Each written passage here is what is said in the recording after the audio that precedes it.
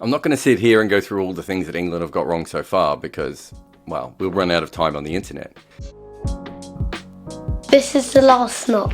My dad told me to say this.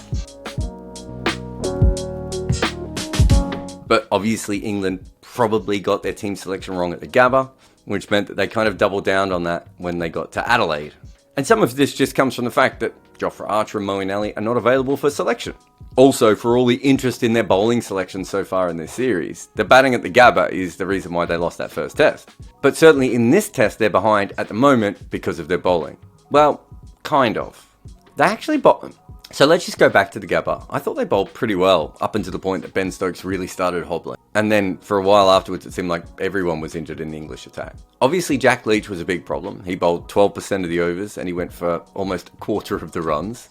But they also had Australia 195 for 5 in that innings. And really no way should they have allowed them to double that. England bowled on the wrong side of the wicket to Travis Head and they didn't really have anyone to dismiss the tail. But they also dropped David Warner in the 32nd over from a fairly standard edge to Rory Burns. He was on 48 at the time, and he was obviously eventually dismissed for 94. So that cost England 46 runs. And I know there are teams who keep metrics like this. England, in fact, used to do it themselves. They would look at how much each drop costs in real runs. But I don't really think that works, and let me show you my absolute favourite example. Brian Lara was on 18 when Durham's Chris Scott put him down in a counter game. For those of you who don't know the reference, Lara went on to make 501 not out. By this measure, that drop cost Scott and Durham 483 runs.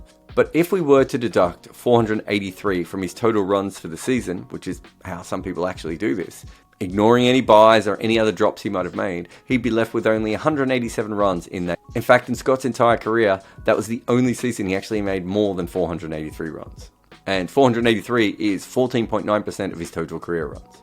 And technically, a drop is a drop. Scott could have missed Lara another day and Lara could have gone out the next ball. Or he could drop 3 number 11s in a row and not have any runs deducted. Not to mention that he will have dropped him and then there was another drop later in Lara's innings as well. So what I prefer to do with drops is look at the average of all wickets and use that as a metric. So in the last 2 years of tests, that's almost exactly 30 runs. So England were down 30 runs for dropping Warner. But they also dropped Mitchell Starc and Nathan Lyon in that inning. That means by this fairly crude, inelegant metric, they're down 90 runs. So from that, we can assume that Australia's total at the Gabba should have been closer to 335. Now, there's a lot of things that this doesn't account for, like how hard the catch was and the obvious butterfly effect. It's also worth mentioning that on a green seamer, you might have a whole bunch of catches drop behind the wicket. And the same thing can happen on a pitch that's ragging with the wicketkeeper up at the stumps. So you might drop 4 or 5 catches, but the score doesn't even get past 120. But over the course of several test matches, it at least gives you an idea of how you're doing. But there are other things to think about here, like the fact that all teams drop catches. There is no perfect catching team. The job of bowlers is to create chances, and them being dropped is part of the game. Some bowlers get a lot of drops, see Broad S. Others, like Wagner N, don't. Probably because they create different kinds of chances, and sometimes just because of the field. Around 80 to 82% of SUP's chances are dropped, almost 50% of caught and bowls are missed, and 1 in 3 stumpings are missed.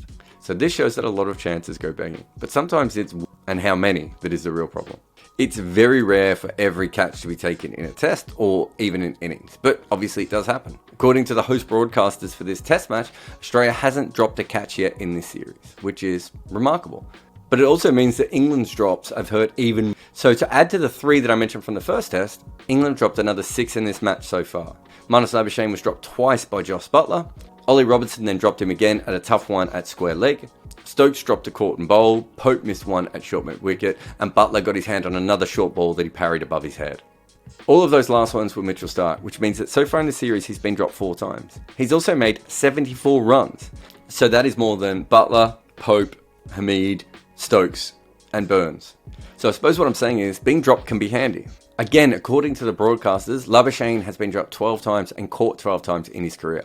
However, I think anytime you find a list of the highest scorers, chances are you're also going to find a list of the guys who've been dropped the most.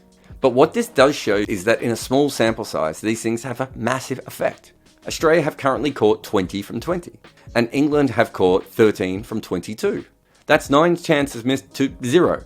The chances of one team catching so well and the other team so poorly are probably pretty slim. And for all of England's problems, non-existent top order and non-existent spinners, plus the whole bowler selection mess, you'd have to think that if both teams were catching around 59%, this series would just be a lot closer. But England's rate isn't really that much lower than you would expect, because England isn't that good at catching. CricViz have been chronicling this for a long time now. England's slip fielders are not very good. This was from 2018. And earlier this year, CricViz put this up that shows that the only team England have a better slips catching record than is Bangladesh. England catch 3/4 of their chances, whereas New Zealand, another seam-friendly location with lots of slip chances, take 90%. You can also say Australia and South Africa up here at 87%. That means that England are a long way back. So for every 10 chances, you'd expect Australia to take 1 extra catch than England. But remember, in this series so far, Australia is taking 4 extra chances for every 6. But remember, in this series so far, England is taking 6 out of their 10 chances, and Australia is taking, well, all 10. So 4 catches more. So the problem for England is not only that they are catching slightly worse than usual, it's that Australia are catching slightly better than usual.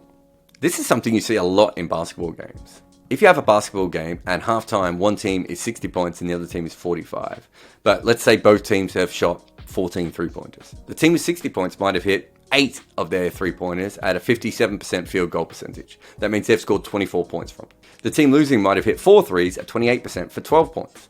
Meaning the difference between the two teams is more or less how they're shooting the long ball, which is always going to have massive variance. And so, but because one team is down by 15 points, you're going to look at the team who has only hit 4 shots and think that they're just not as good. But in basketball, the league-wide 3-point percentage is around 37%. So the real outlier here is the team shooting better. And the big problem really is that one team is shooting better than average and one team is shooting worse than average. It's pretty unrealistic to think that you'll continue to hit 57% of your threes throughout a whole game. And even the team shooting at 28% would hope to lift that towards the end of the game. And that's a similar situation to we see with these numbers. The slips catching percentage is usually around 80 to 82%, and the keeping one is at 86%. So we know that England have been far worse than that in this series, and we know that Australia are better. But we also know that England aren't a 59% catching team, and Australia aren't a perfect one. England may have caused this through not having as good catches as Australia, or because their batting order has changed so much, different players going through the slips, or by not picking their best wicketkeeper. Those are all fair things to say. But it's also fair to say that England's catching is far worse than it normally is, at the exact same time that Australia's catching is much better than it normally is. But England did come into this series with poor fielding. I mean, CricViz have been brilliant at chronicling that very accurately. And let's not forget at the Gabba, there was also a chance of a run out where Warner had no hands on the bat and Hamid still couldn't hit the stumps. And it's not just run-outs and catches, is it? Ben Stokes and Ollie Robertson have wickets from no balls in this series. Now, Stokes might have been slightly unlucky because of the no-ball system we were playing under at the Gabba, but Robinson wasn't. So you can excuse some of the drops as half or quarter chances, and maybe the run-out, and perhaps Stokes' no ball. But at a certain point, England have just made a lot of mistakes. And that's why if you've been looking at England's bowling quite carefully, they've actually played okay.